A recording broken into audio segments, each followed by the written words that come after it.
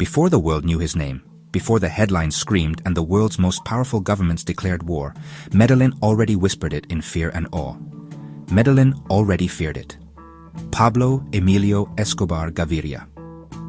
His name echoed through the narrow alleys and bustling markets. A name that would soon become synonymous with both hope and terror.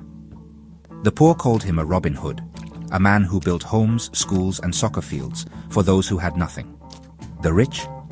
They saw a terrorist, a criminal mastermind who threatened their world of order and privilege. He was the ghost in every alley, the shadow behind every deal. His presence was felt everywhere, even when he was nowhere to be seen. In the 1980s, it felt like the whole world's cocaine passed through one man. Escobar's empire stretched from the jungles of Colombia to the nightclubs of Miami, from secret airstrips to the penthouses of the world's elite. Escobar made $420 million per week. That's more than most countries' GDPs, a river of cash so vast he stored it in warehouses, buried it in fields, and lost millions to rats and mold. Jungle labs churned out dust by the ton. Hidden beneath the green canopy, armies of workers toiled day and night, turning coca leaves into the white powder that would change the world. Planes flew low over the Andes, dodging radar, cocaine turning into money faster than anyone could count. Each flight was a gamble, a high-stakes game with fortunes and lives on the line. He bribed police, loaded AKs, kissed his children goodnight, then built mansions from his fortune. He bought politicians, judges, and even the law itself. In Escobar's world, loyalty was measured in gold or lead. Built a prison just for himself. But it was no ordinary cell. It was a palace, complete with a bar, a soccer field, and a waterfall. Even behind bars, Escobar was untouchable. In Colombia, he ruled like a god, using gold or guns, whichever spoke louder. Politicians bowed, rivals vanished, and the people watched as their country was reshaped by one man's will. But power like that demands blood. The streets of Medellin ran red, and fear became a way of life.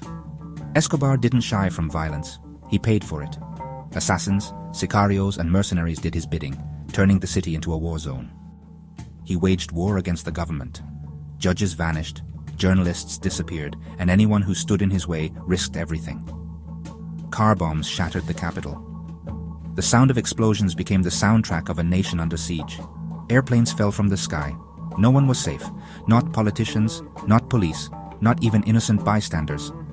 He didn't just run from war. He started it, fueled by fear and ambition.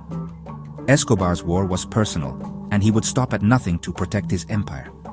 But every empire falls. The walls began to close in, and the king's power started to crumble. Soon, power turned to paranoia. Friends became enemies, and trust was a luxury Escobar could no longer afford. Pablo, once the king, was now a hunted animal, sweating, bearded, barefoot, darting across Medellin rooftops. The hunter had become the hunted, and every shadow threatened to be his last. He used to say, "I'd rather have a grave in Colombia than a cell in the US." It was a promise, a prophecy, and a warning to those who chased him. On December 2nd, 1993, Colombia granted him that wish. The city held its breath as the man who once ruled it met his end. A single gunshot. Silence. The world changed in that moment, but the scars remained. The king of dust fell, alone. His empire dissolved, but his legend only grew. But legends never truly die. Stories of Escobar still echo through the hills and streets, whispered by those who remember and those who only dream. Kids kick soccer balls in the same streets he once ruled. They play in the shadow of his memory, unaware of the blood and gold that paved their playgrounds. Murals of his face stare down from crumbling walls. Some see a hero, others a villain, but all see a legend that refuses to fade.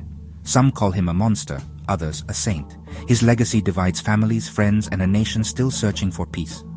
But the truth is, Pablo Escobar didn't just move drugs, he moved history.